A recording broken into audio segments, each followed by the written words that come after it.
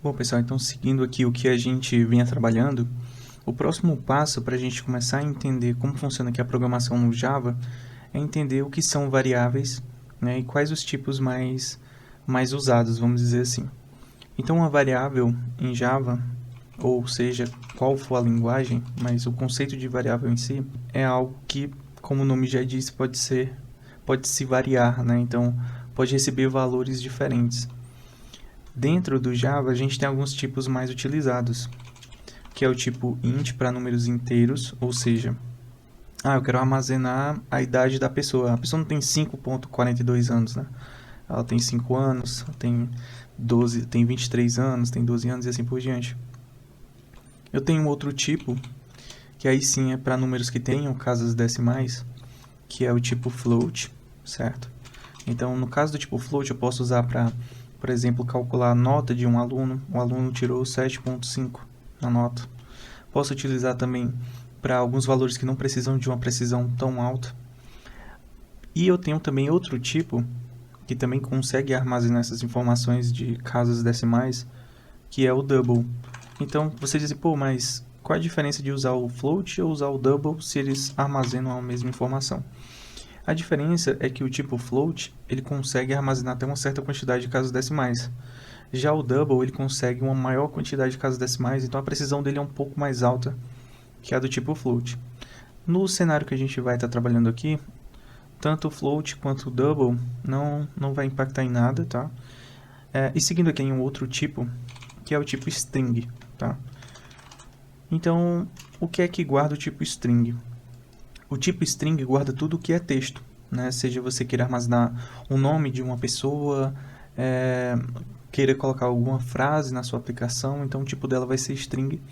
E as frases que estão em string, né, elas tendem a estar aqui entre aspas, né? Então, seja o nome do aluno, vamos supor que o nome do aluno José, né?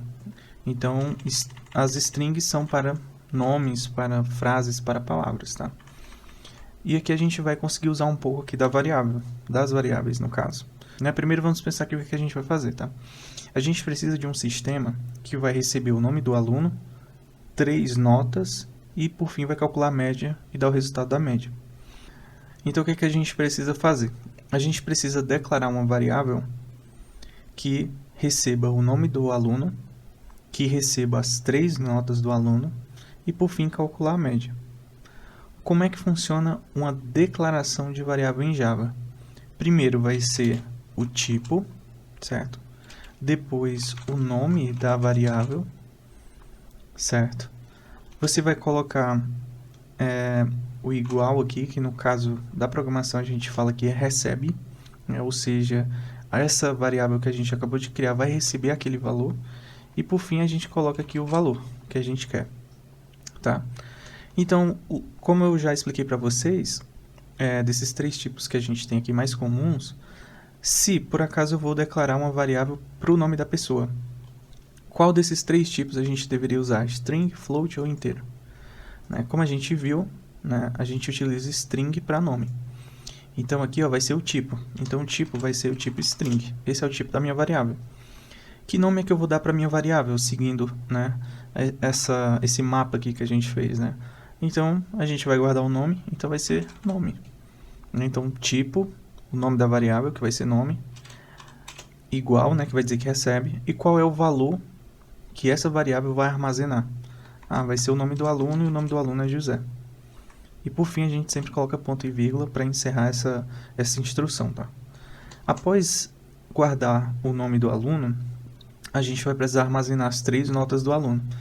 Supondo que as notas sejam de 1 a 10, não, de 0 a 10 no caso, e que elas precisam, né, muitas vezes ter decimais, né, por exemplo, o aluno pode tirar 7,5, o aluno pode tirar 6,5, 5,5, 9,5, 9,1, 9,2.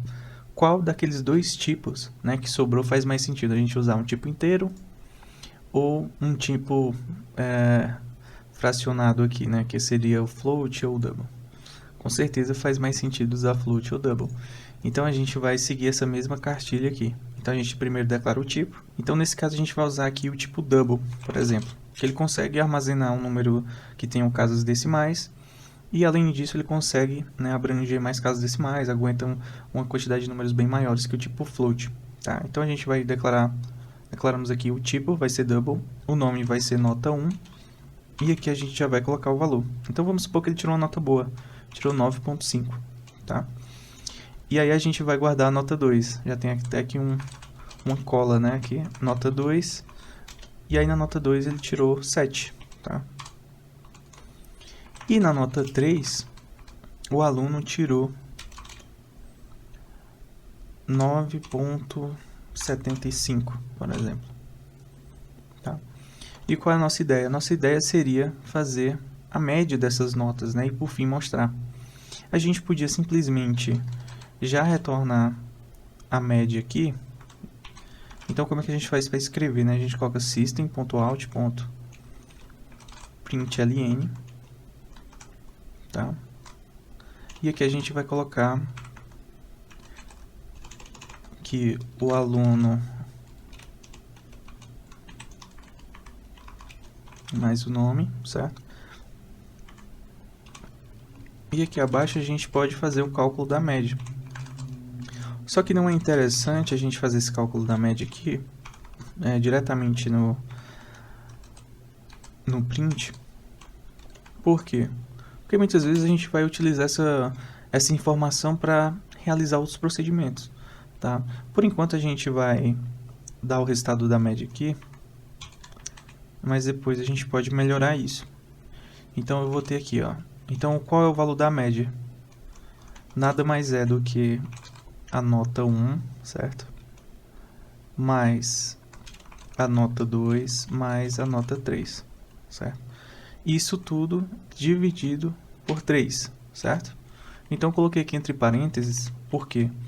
Porque assim como é na matemática, cada expressão que você faz segue uma regra, né? Então a soma e a subtração, elas sempre estão nos menores níveis, né, dessa regra. Então a gente tem multiplicação e divisão acima, e a gente também tem os casos onde estão entre parênteses que acontece primeiro.